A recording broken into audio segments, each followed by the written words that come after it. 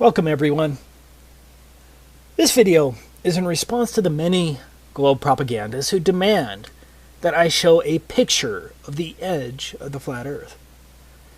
For the dozens of these ball-loving zealots with multiple sock puppet accounts who repeat this mantra daily, your demand is ridiculous.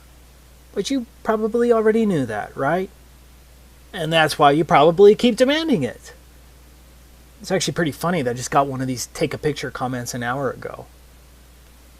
I'm going to prove in this video that independent travel is not allowed under the Antarctic Treaty System.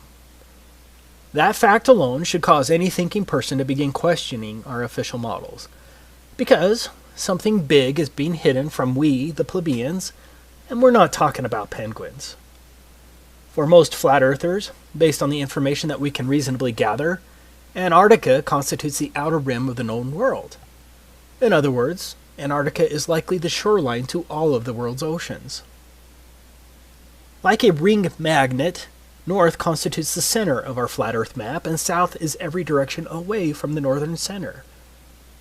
And before I get a dozen comments claiming that such a magnet is impossible, here's a ring magnet shown here. Notice that south is in every direction away from the center north magnetic pole.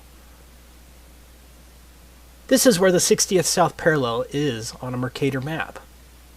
This is the 60th south parallel on a potential flat Earth azimuthal equidistant map. It seems that Antarctica constitutes the circular shore of the known world.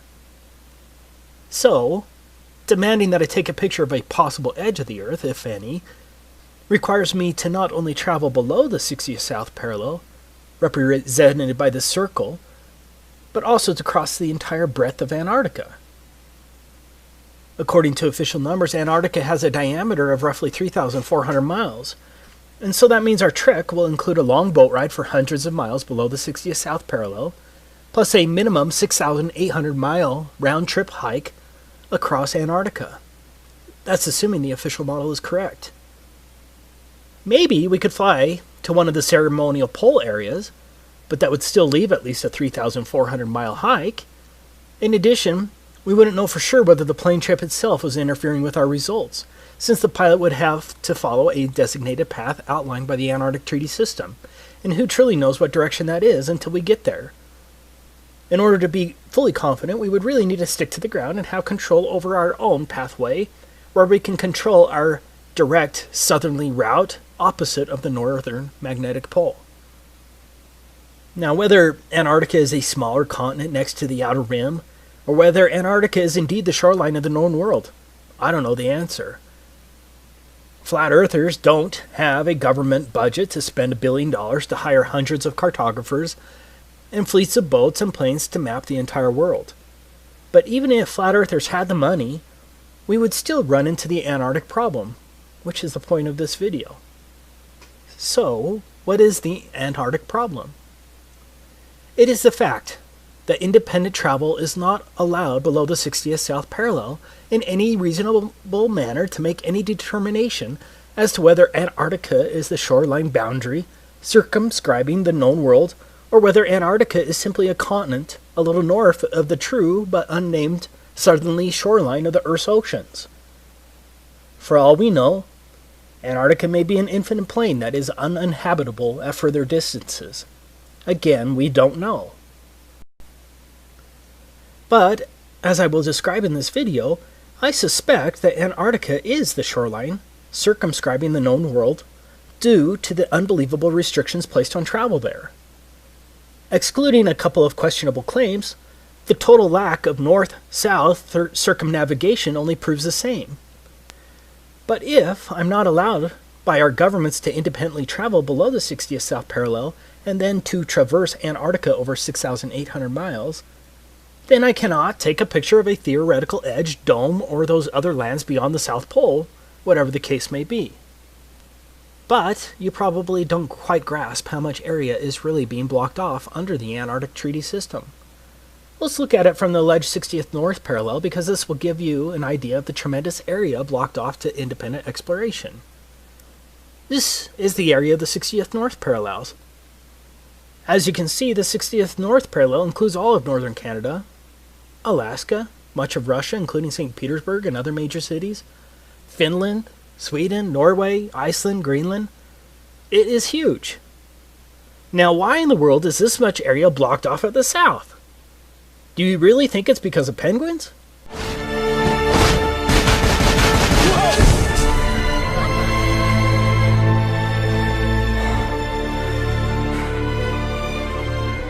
You see, first there was just one, now there's thousands of them.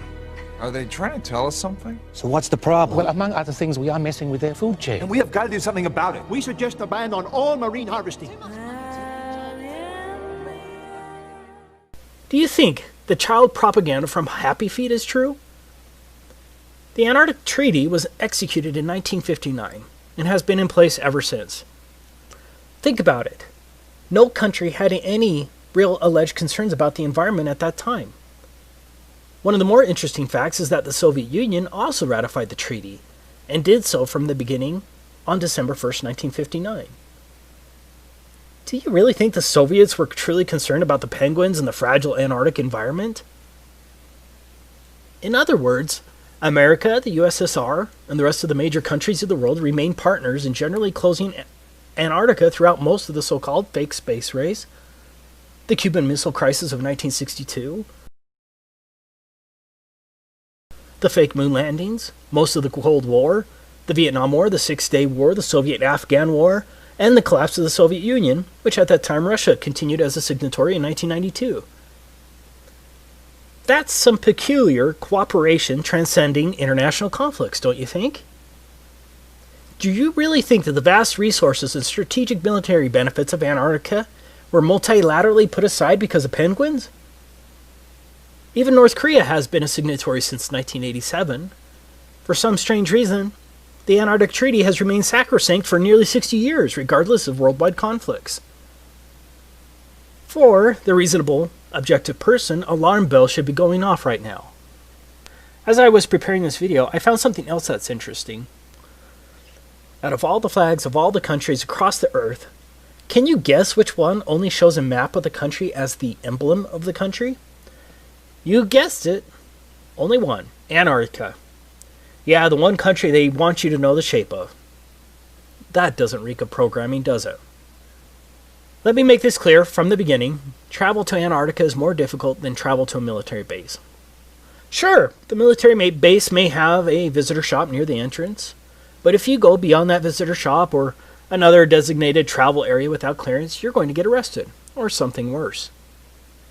I'm sure I already have a few globe shields ready to pounce, armed with various inanities to counter my statement, but let's ignore the global spin. This video is about evidence and facts and the reasonable assumptions based thereon. So let's decide to take a theoretical trip across Antarctica to find the edge, if any. I'm not talking about going to the visitor center along the edge of Antarctica, or an overly expensive cruise to a small ice shelf along the edge with a small excursion, or a flight to one of the multiple ceremonial poles, and then straight back again. Yeah, that's not strange at all. I must reiterate, because I will get a dozen comments telling me to take a cruise or that someone's best friend went to Antarctica. I am not talking about a trip to one of the few designated tourist locations of Antarctica. I'm talking about a real trek, pointed directly south across the entire 3,400-mile breadth of Antarctica and back again to determine whether Antarctica circumscribes the known world and to possibly determine whether there's an edge, a dome, or whatever, and then take a picture of it. I'm talking about repeating the trek of Admiral Byrd and discovering that area as big as the United States that has never been seen by a human being on the other side of the South Pole, full of minerals and such just waiting to be explored. But strangely enough, there is left in the world today an area as big as the United States that's never been seen by a human being. And that's beyond the pole on the other side of the South Pole from Middle America. And I think it's quite astonishing that there should be an area as big as that unexplored. Okay, let's get started with our theoretical trip. So what is required to trek across the entire breadth of Antarctica? Now, I'm in the United States, and so we're going to examine it from the position of a slave of the U.S. But the rules are going to be the same for all 53 signatory countries of the Antarctic Treaty, and everyone else, since these countries all enforce the same provisions. To begin with, we need to understand that anything below the 60th south parallel is referred to as the Antarctic Treaty Area. What does that mean? That means I'm generally not allowed within hundreds of miles of Antarctica, from approximately 400 to 900 miles, without obtaining a permit to do so. Now, the U.S. government has recorded that some sailors have seen the mountain ranges of Antarctica at 300 miles distance while sailing. Of course, 300 miles should be impossible on the globe with a curvature drop of 11.4 miles, but the 60th parallel is between 400 and 900 miles away from the shoreline of Antarctica. Even under a flat Earth, that's a lot of lower atmosphere to see through, also referred to as atmospheric extinction factor, and a lot of angular size reduction. Despite the claims of the ignorant globe zealots, you can't see through that much lower atmosphere. In other words, I can't even see Antarctica from the ocean without first obtaining a permit from the U.S. State Department, or whatever department that controls that in your country.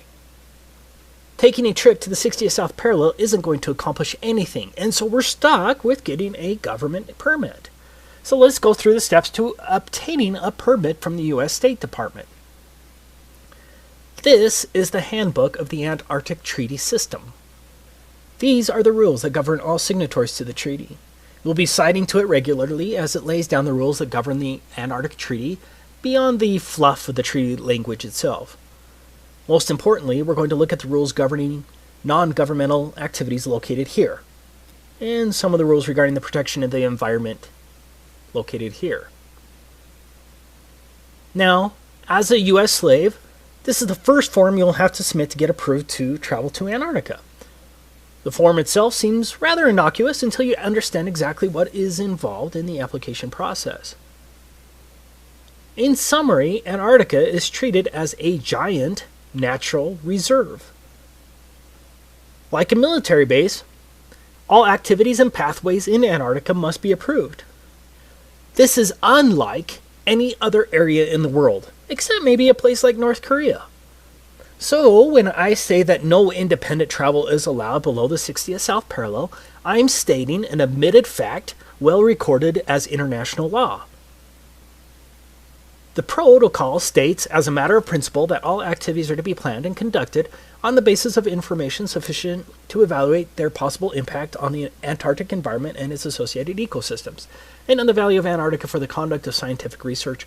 Organizers should be aware that the environmental protocol requires that activities shall be modified, suspended, or canceled if they result or threaten to result in impacts upon the Antarctic environment or dependent or associated ecosystems.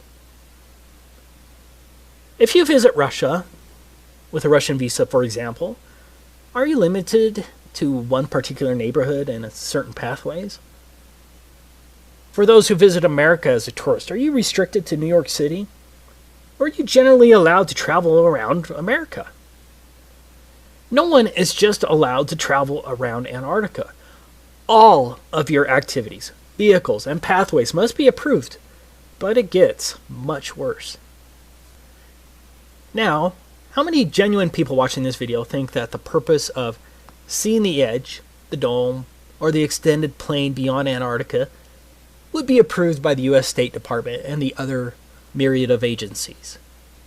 Are you ready to litigate the matter when some State Department official arbitrarily says something like, "I think your expedition is frivolous and would be too damaging to the environment, especially in the light of the frivolity of the expedition"? I don't think a court will overturn that decision, especially when treaty law supersedes any rights you may think you have.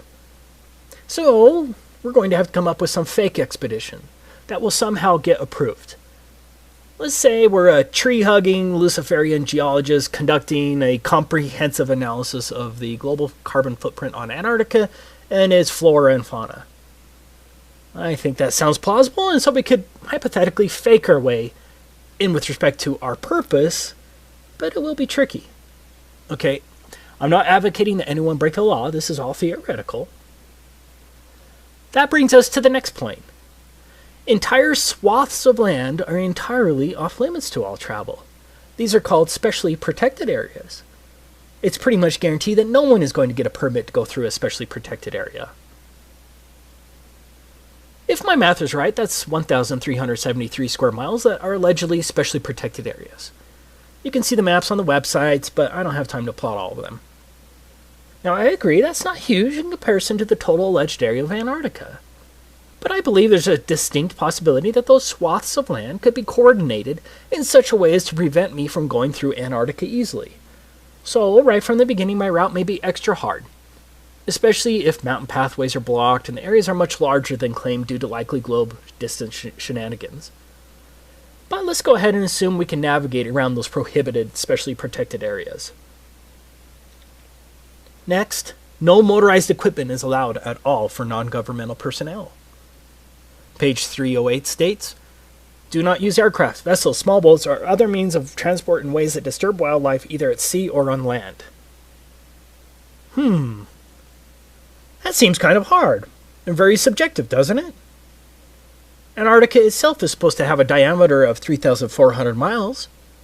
That means no motorized equipment for at least a 6,800-mile round trip? That sounds pretty damn impossible, right? Especially if Antarctica is much bigger than what is claimed. What about sled dogs? Surely they'll be allowed. What's that? Sled dogs aren't even allowed? Okay, so our trip is now limited to a very long hike in insanely harsh conditions over an extreme rise of elevation. On a side note, Antarctica has the highest average elevation of any alleged continent, but I'm sure that's just coincidence, right? But getting back to our insane trip, we not only have to walk at least 6,800 miles, mostly depending on when we need to turn around, we must also tread extremely lightly as walking on plants in Antarctica is prohibited. I can't damage plants or frighten wildlife on a 6,800-mile journey in a wilderness?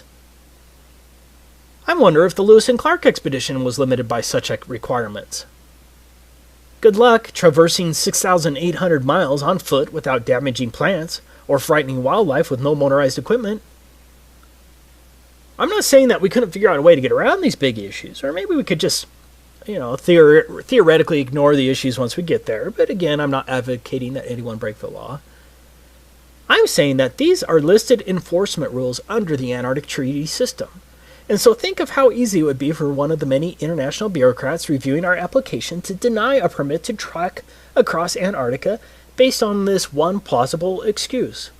Sorry, you're going to end up walking on plants and scaring birds at least one time during your 6,800-mile journey, and the Antarctic Treaty System prohibits such activities. Application denied. For argument's sake, let's just assume we're going to figure out a way to get around that. Don't ask me how. The next issue is, how are we going to carry all that food and fuel for heat? And don't think that the Antarctic Treaty System isn't concerned with how we store our fuel. The United States itself is roughly 2,500 miles across. So imagine the difficulty of hauling food, climbing at extremely high and unknown elevations, and carrying all of your extremely warm gear and supplies across the United States from coast to coast and back again, all on foot with no food stops along the way. And don't forget, we're going to have to haul our poop as well. You are going to have to drag your poop with you on your 6,800-mile Antarctic hike. But it gets worse. Your poop is regulated by a different pseudo-government agency, the National Science Foundation. Here's where you can learn about what permit is required if you wanted to dispose of your poop on your 6,800-mile journey if you don't want to carry it. Could you imagine for your next trip to France and the custom agent saying, "Welcome to France. By the way, no vehicles are allowed, no animals are allowed, do not walk on any plants, and here's a bag for your poop. Be sure to bring it back full." If you don't want to carry your poop, you're going to have to get a permit from the National Science Foundation. Enjoy your stay. But here's another and potentially bigger problem. What if there is no edge when you get there, but the conditions only get worse? How many years of supplies can one carry by a handheld sled and some skis? What if Antarctica goes beyond 3,400 miles? What then? When do you turn your back, and how do you prove it? Because the globe shows are just going to call you a liar anyways. Any sane person right now would have to admit that our little trip is impossible, but we have a lot of paid-for apologists for our slave masters who will still somehow claim that I'm lying when I say that independent travel in Antarctica is prohibited. But we're not done. Going back to our form DS4131, in addition to disclosure to other parties to the treaty, the information provided may be shared with the U.S. Environmental Protection Agency to ensure compliance with 40 CFR Part 8 Environmental Impact Assessment of Non-Governmental Activities in Antarctica, as well as with other relevant U.S. agencies. This brings us to one of the most important issues facing us. What is an environmental impact assessment? No country, even North Korea, would ever require an environmental assessment before traveling across their country. It's insane. Here's the definition of an environmental impacts assessment in the U.S. Code of Federal Regulations. Environmental impact assessment means the environmental review process required by the provisions of this part and by Annex 1 of the Protocol, and includes preparation by the operator and U.S. government review of an environmental document and public access to and circulation of environmental documents to other parties and the Committee on Environmental Protection as required by Annex 1 of the Protocol. Well, let's see what the Committee for Environmental Protection says. Article 8 of the Protocol requires the parties to conduct environmental impact assessments for the Antarctic activities and provides 3 levels of assessment according to the potential impacts of each activity. The procedures for environmental impact assessment are detailed in Annex 1 of the Protocol. If a proposed activity is determined in a preliminary stage of assessment to have less than a minor or transitory impact, it may proceed. If an activity is determined as likely to have a minor or transitory impact, then an initial environmental evaluation must be prepared. If an initial environmental evaluation indicates the potential for more than a minor or transitory impact, or if such impact is otherwise determined to be likely, a comprehensive environmental evaluation must be prepared. Draft CEEs are made publicly available and considered by the CEP, which then advises the ATCM, and that's a Antarctic Treaty Consultative Meeting. Comments provided by other parties in the ATCM must be addressed in a final CEE, which is used as a basis for making a decision about whether and how the activity is conducted. Same law as here. It is the comprehensive environmental evaluation that's going to kill our expedition. Here's the regulation, and this applies to all signatories, including North Korea. Any operator who plans a non-governmental expedition that would require a CEE must submit a draft of the CEE by December 1st of the preceding year. Within 15 days of receipt of the draft CEE, EPA will send it to the Department of State, which will circulate it to all parties to the protocol, and forward it to the Committee for Environmental Protection established by the protocol, and publish notice of receipt of the CEE and request for comments on the CEE in the Federal Register, and will provide copies to any person upon request. The EPA will accept public comments on the CEE for a period of 90 days following notice in the Federal Register. The EPA, in consultation with other interested federal agencies, will evaluate the CEE to determine if the CEE meets the requirements under Article 8, Annex 1 to the Protocol, and the provisions of this part, and will transmit its comments to the operator within 120 days following publication in the Federal Register of the notice of availability of the CEE. So, now, I'm sure most of you probably just went brain dead when I read that, so let me explain it. First, our CEE, that's our Comprehensive Environmental Evaluation, must pass the EPA's initial review. Not an easy task.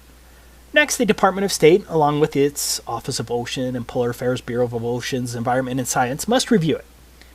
Next, it will be sent to all parties. That's 100 countries, by the way. Next, your assessment must be approved by an international bureaucracy called the Committee for Environmental Protection. After their highly unlikely approval, the EPA will then publish it in the United States Federal Register. Now, why would they do that? Because any supposed private tree-hugging group can now sue to stop you from going there. Once that is done, assuming you haven't been sued, then the EPA, along with all of the other interested federal agency, whatever the hell that means, evaluates it again. Do you realize the amount of legal work this would entail? Do you realize how easy it would be for any one of hundreds of entities or thousands of bureaucrats to halt your expedition? Again, this applies to all countries.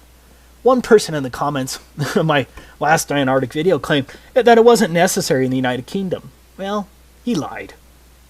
The environmental or Madrid Protocol is part of the Antarctic Treaty System and applies to all countries.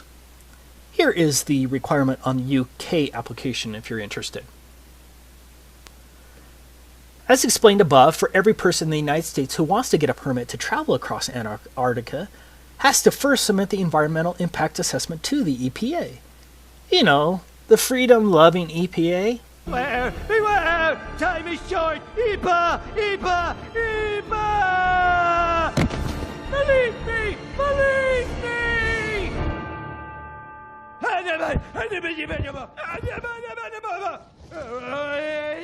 Thanks for listening. Lost them, sir.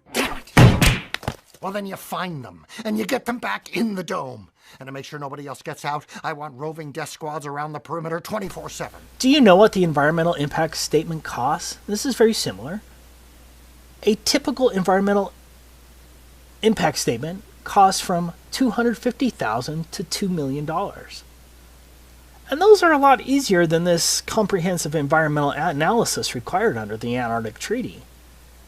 For us, the biggest problem is that you would have to incur the expense of the environmental impact assessment before you know if you're denied, due to whatever arbitrary claim a bureaucrat can think of. Do you see how difficult this environmental assessment will be? How would one know the environmental impact on an area which you've never been to, and very little information would be available? With a normal environmental assessment, you'd be able to send an engineering firm to the location to make the assessment with attorneys who would draft the statement. In this case, you can't send an engineering firm all the way to Antarctica, and so you have to hire Antarctic experts who have been to the same places you're planning on walking through. Now, how many of those do you think there are? I say that we can safely assume that the price of getting an environmental impacts assessment approved by the EPA and the international agency would cost millions, assuming no supposed private group sues you once it's published in the Federal Register. Do you have more than $2 million to spend for an environmental impact assessment? And then, what if the EPA or the Committee for Environmental Protection or one of the other agencies says no?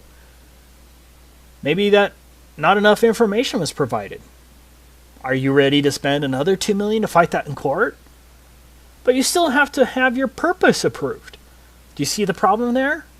You would likely spend millions on getting the environmental impact statement, only later to have some official at the International Committee for Environmental Protection reject your purpose in Antarctica. You would truly gamble millions in this silly endeavor. To learn more about the environmental assessment procedures with the Committee for Environmental Protection, you can research it here. See also, let's get to the final issue we're going to run into. 7 countries claim territorial rights to various parts of Antarctica. Argentina, Australia, Chile, France, New Zealand, Norway, and the United Kingdom all maintain territorial claims in Antarctica. I did find it interesting that the USSR never claimed territorial rights to Antarctica. Yeah. I'm willing to bet that my trip across Antarctica is going to need other permits from other countries based only on territorial claims. Getting more permits or visas from other countries who have alleged territory in Antarctica? Yeah, that shouldn't add too much to our already strained budget. Now, just for the propagandist who's going to claim that's not true, I quote, "The Antarctic Treaty puts aside the potential for conflict over sovereignty for providing that nothing that occurs while the treaty is in force will enhance or diminish territorial claims." Meaning, the territorial claims trump. So, the next dumb shill who demands that you take a picture of the edge or that anyone can go to Antarctica and see for themselves that it's a continent, be sure to point out what a damn idiot they are, and then share this video because everything in here is fact that anyone can look up, and I'll try to have all the links in the description. Of course, the lying minions from the Ministry of Truth will spin and call you names, but at least the rest of the world